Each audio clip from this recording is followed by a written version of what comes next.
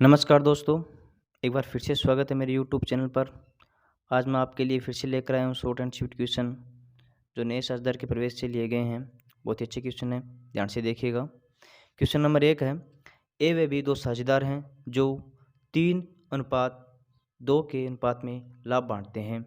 वे सी को 1/5 हिस्से के लिए प्रवेश देते हैं जिसे वह ए व बी से 1:2 में प्राप्त करता है। त्याग का अनुपात ज्ञात करना है।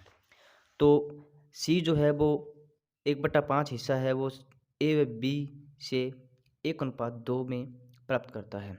तो ये 1/5 है, उसका 1:2 में बांटेंगे तो ए और बी का त्याग आ जाएगा। तो जो आएगा 1:2। क्वेश्चन नंबर 2 है, किस प्रकार की ख्याति का मूल्य सबसे अधिक होता है?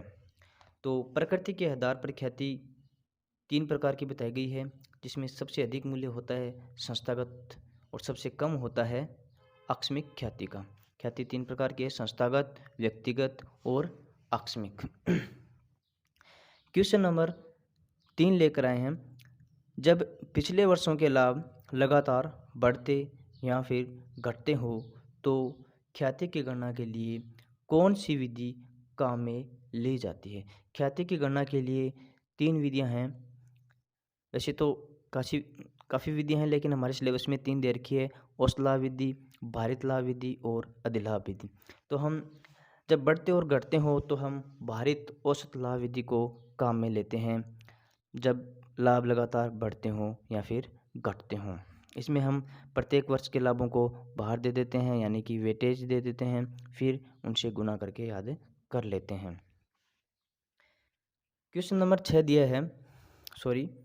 4 दिया है, यदि फर्म सामान्य लाभ से अधिक लाभ कमाती है तो फर्म का वह लाभ होगा। तो जो सामान्य लाभ से अधिक लाभ कमाती है तो फर्म का लाभ होता है अधिलाभ, जिसका सूत्र होता है वास्तविक औसत लाभ माइनस सामान्य लाभ। क्वेश्चन नंबर 5 दिया है, जब नया साझेदार अपने हिस्से की ख्याति नकद नहीं लाता है तो किस खाते को नाम किया जाता है? तब नकद नहीं लिया जाता है, नहीं ले पाता है, तो नए साझेदार के करंट अकाउंट को यानी कि चालू खाते को नाम किया जाता है, न कि उसके पूंजी खाते को। क्योंकि पूंजी खाते को नाम करते हैं तो उसकी पूंजी कम हो जाती है, इसलिए हम नए साझेदार के चालू खाते को, न्यू पार्टनर्स करंट अकाउंट को नाम करते हैं। क्वेश्चन नंबर 6 दिया है, किस प्रकार की ख्याति को बिल्ली के स्वभाव की ख्याति भी कहा जाता है? तो संस्थागत ख्याति को बिल्ली के स्वभाव की ख्याति कहा जाता है, क्योंकि बिल्ली का स्वभाव जो होता है वो व्यक्ति के प्रति न होकर एक संस्था या किसी घर के प्रति होता है।